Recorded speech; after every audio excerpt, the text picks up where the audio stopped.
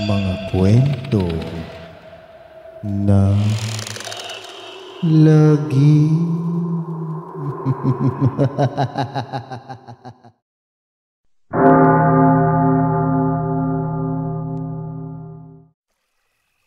Kamusta na mga giliw naming tagapakinig? Maaari po kayong mag-send sa amin ng mga kwentong katatakutan at pwede po kayong mag-like at mag-comment kung nasang lugar po kayo para ma-shoutout po namin kayo sa susunod naming kwento. Maraming salamat mga giliw naming tagapakinig. Don't forget to like and subscribe our channel para palagi po kayong updated sa mga kwentong katatakutan. Ang kahirapan, ang mahirap talagang takasan. Ika nga ng matatanda, pagtamad ka, mananatili kang dukha. Tara at pakinggan natin ang karanasan ng dalagang taga-Samar. Tumakas sa kanyang ama at napadpad sa Kamaynilaan. Samar, ang probinsya ng aking kinagisnan, ang lugar na pag patamad-tamad ka, gutom ang inyong mararanasan. Ako si Roan, babaeng malakas ang loob, kahit duwag at mangmang. Taong 1989, 14 pa lang ako noon nang tumakas ako sa aking magulang. Dahil kaming magkakapatid, pinagbibili ng itay sa isang beer house at ginagawang babaeng mababa ang lipad, ika nga nila. Ayaw ko po itay. Maawa naman kayo sa amin. Palahataw ng ate ko. Habang ako na nginginig sa isang sulok. Ako ang masusunod. Hindi kayo dapat lang mapakinabangan ko na kayo. Malaki na ang puhunan ko sa inyo. Sigaw ng itay na ang tingin ko sa kanya mistulang halimaw ng oras na yun. Nagkataon kasi na puro kami babae at ako ang bunso.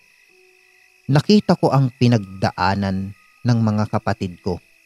Nakakasuka ang kanilang trabaho. Dahil hindi kami nag-aral, mangmang kami sa lahat ng bagay. Nakikita kong umiiyak ang mga ate ko dahil masakit ang kanilang katawan. Umiiyak sila, hawak ang masela nilang parte ng katawan. Dahil sa ilang lalaki ang naging parokyano nila gabi-gabi. Ang sakit parang napupunit, ayaw ko na. Bakit kailangang mangyari ito sa amin? Hagulhol ni ate habang hawak ang kanyang pagkababae.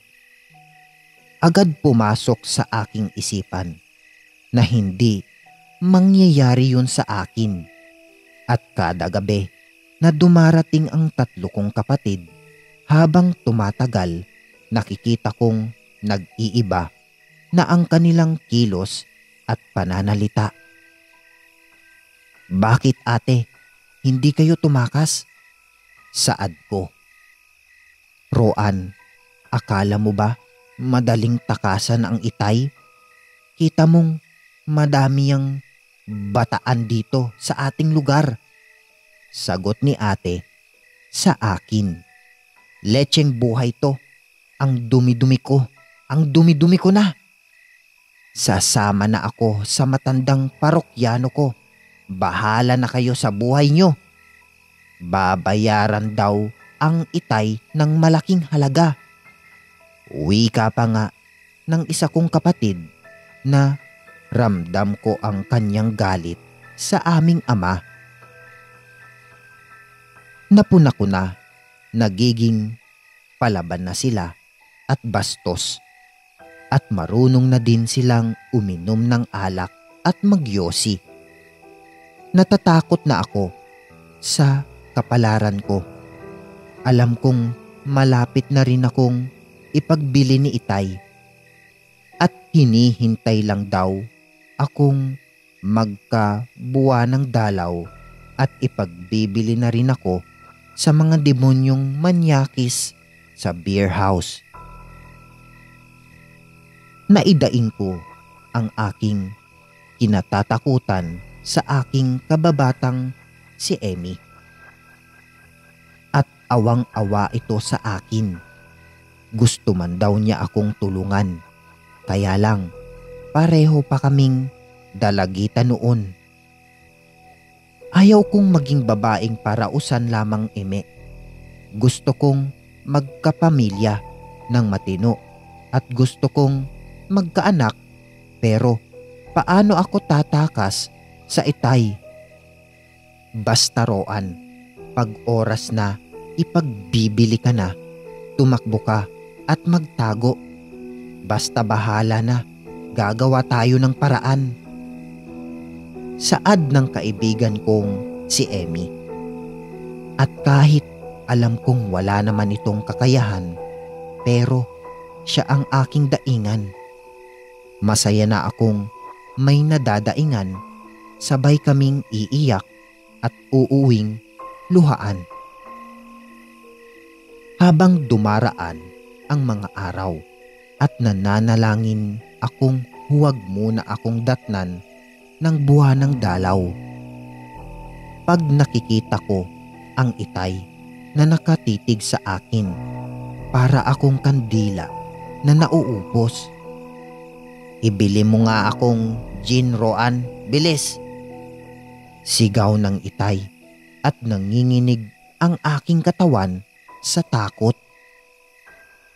Isang halimaw ang tingin ko kay Itay at pakiramdam ko kayang-kaya niya akong lamunin ng buhay.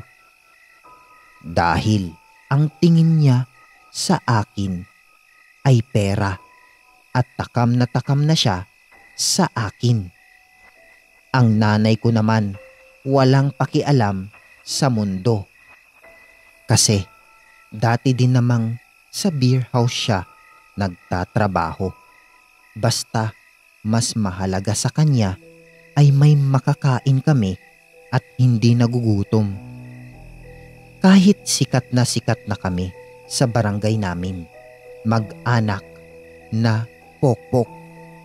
Sigaw nila sa aming deadma lang ang inay. Wala itong pakialam at para itong robot na dadaan sa gitna ng mga miron na halos duraan kami sa mukha. Luluha na lang ako at tutungo. Masakit na marinig ang katagang iyon. Daig ko pang sinaksak sa dibdib at tumutulo ang dugo na napakasakit. Mga isang araw, pokpok na rin yang si Roan. Sarap naman ng batang bata. Uwi ka pa nga ng mga tambay na ang tingin ko sa kanila mga demonyo na may sungay at pangil.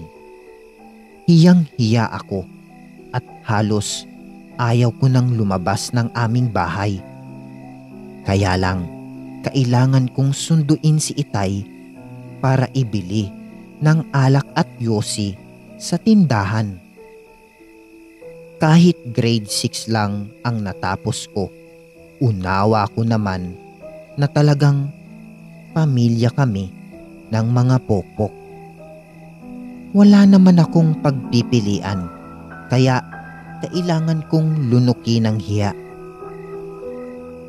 Gabi na naman at nakatitig ako sa isa kong kapatid na naghahanda na papasok ng beer house. Lagi na lang tayo ang pinag-uusapan sa bawat sulok ng ating barangay. Nakakahiya na talaga. Mabuti pa ang mga kaibigan ko. Kahit wala silang makain, hindi sila pinagbibili ng ama nila. Hiyang-hiya na ako, Roan. Kaya mag-isip ka na, malapit ka nang ibenta ng itay.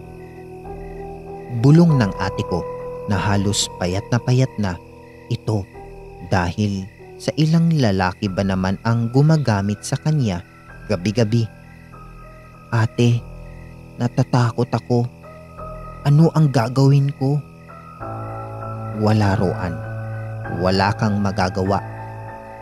Nagagalit na ako sa lumikha sa atin. Bakit kahit anong dasal ko habang ginagamit ako ng mga demonyong lalaki sa club, bakit hindi niya ako tinutulungan? At humagulgol na ito ng iyak at niyakap ako. Narinig ko naman na sumigaw na ang itay at ihahatid na daw sila sa beer house at galit na ito. Dali ang tumindig ang tatlo kung kapatid at halos napapatakbo. Alam nila na baka masaktan sila ng itay pag nakadalawang sigaw na ito sa kanila. Kinabukasan, dumating na nga ang aking kinatatakutan. Dumating ang itay, laseng at may kaaway. Sinisingil siya sa kanyang utang dahil natalo sa sugal. Dumating ang aking mga ate at kinuha lahat ang kanilang pera, pero hindi pa rin sapat na pambayad sa utang niya ang nakuha ng itay sa mga kapatid ko. Sumiksik na ako sa ilalim ng aming katre dahil masama ang tingin ng itay sa akin. Sa isip ko na lang noon na baka ipagbibili na ako ng aking itay kasi kailangang ibayad sa utang ang kikitain sa akin.